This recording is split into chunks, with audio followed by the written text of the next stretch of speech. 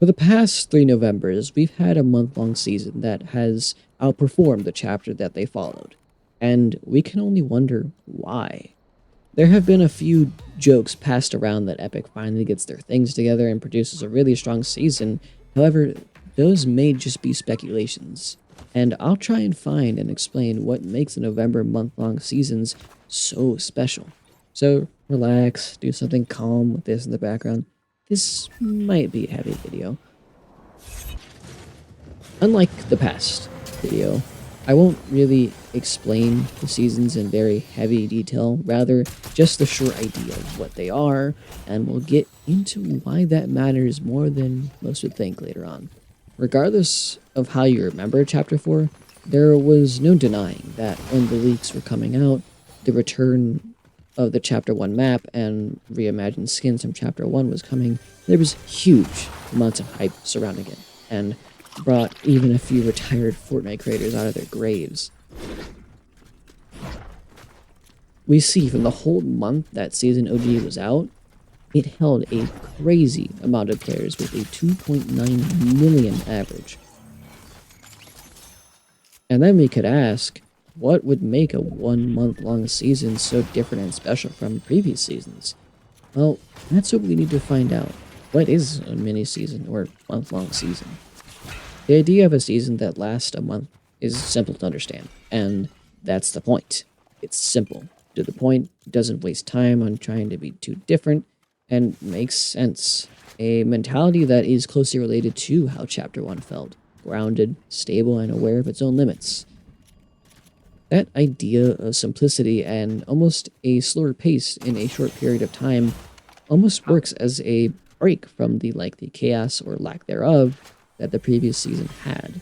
And now we can only wonder, clearly looking at the player count and stats, they must have worked to a degree and helped players, but why?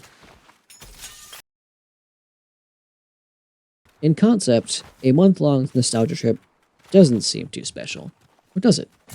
That's when the issue of the timing of these November almost break-like seasons before the next chapter hides that all three of the November mini-seasons had some form of controversies they were fighting against in the past chapter or season they were following.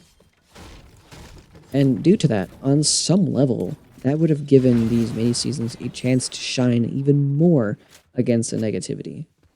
Due to that, the November seasons in a way would almost serve as breaks from the previous chapter and a moment to remember the simpler times with less outlandish ideas or trying to become something that the game never was. This environment of pure positivity, or at least commonly shared enjoyment within the community with these seasons, or at least Season OG, would start to lay out a framework for the next two upcoming November mini-seasons, in which the one after OG was Chapter 2 Remix, which was still just as enjoyed and loved by many, and kept that environment of actually being able to enjoy the game again, and recognize it as Fortnite, and not 100 different genres crapped into one.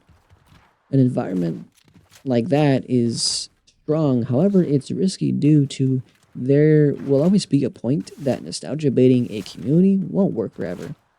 For example, after Season OG ended, a permanent OG mode was created, which they messed up a bit on by choosing the very first season of Fortnite, which was far less enjoyed, and now has made OG a much smaller and more niche enjoyment that would likely never reach the peak it once had, proving that running to nostalgia every single time can only work so far in getting greater amounts of players to come back, and no one wants a Chapter 3 remix season.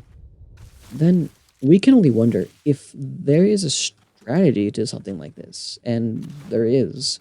It's actually a lot more common of a marketing strategy within gaming companies during the holidays, or November and December, and I'll dive into what that strategy is. Whether or not you paid attention to it, game releases, or at least their expansions or next major content updates, don't tend to be random, and it's often like during times like the holidays, November, December, a lot of companies ramp up their production in those new expansion or even game releases. Call it whatever you want. But it's the truth that as consumers, we tend to spend more or have more interest in new media during the holidays, and many games take advantage of that since it can only benefit them positively and continue their growth and make them more money.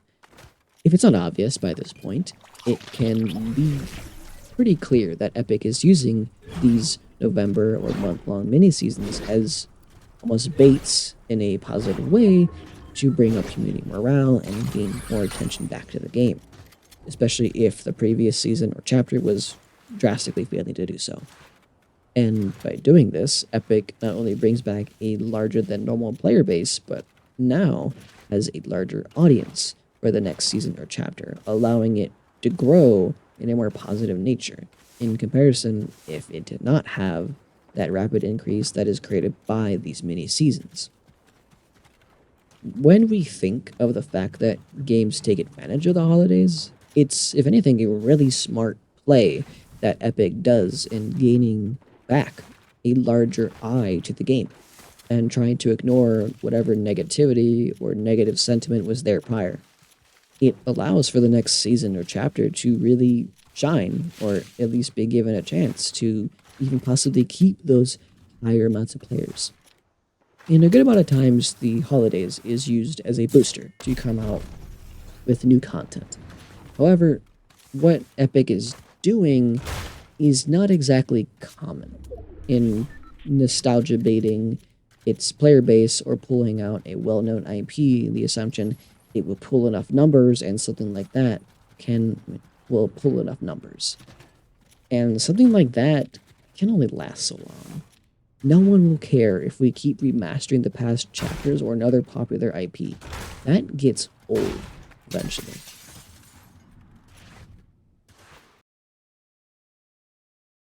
At the core of these November seasons, there's clearly no doubt something special. Even the Simpsons season is special. They tap into this world of simplicity I was speaking about earlier. It's that groundedness that allows for more people to feel less confused or lost on what's going on, or the map or gameplay feeling way too daunting, and finally just being able to feel comfortable in playing the game. That's something that can easily get lost or not really felt in a lot more recent seasons of Fortnite. However, it's clear when something is too simple and too boring, like Chapter 1, Season 1, or even Chapter 1, Season 2. That just doesn't work out well. That's a clear example of that. And the Simpsons season is actually a good example of when that works, with giving back a smaller map that's more simple, almost even more color-coded into Fortnite's past, and feels like we are back on the ground again, even if the identity is still kind of jumping around too many places. It's that perfect mix of simplicity and chaos that brings back positive attention. So we stand today with 3 mini November month-long seasons that clearly positively affected the game in bringing back more players and bringing Fortnite back to a more popular core in order to make sure the next season or chapter has the audience it deserves. However, it's when the inevitable fact of when will this method stop working? Sure, try and pull the audience with a new collaboration season that is just as popular as any other collaboration season. But that didn't work with the Star Wars season. Clearly didn't. It's more proof that the method of a more simple mini-season doesn't always work if it's nostalgia baiting or a popular IP that people don't care about. And we can't remaster chapters that aren't even 2 years old yet. Yet, do we even need to? No. Maybe we could just have a more simple season that feels like a break in the game. And it's just simple. Because the reality is, this may work for now, but eventually it will get repetitive and boring. It may be special now, But when you talk about nostalgia too much, it isn't nostalgia anymore. It's just insufferable remembrance of a bygone era.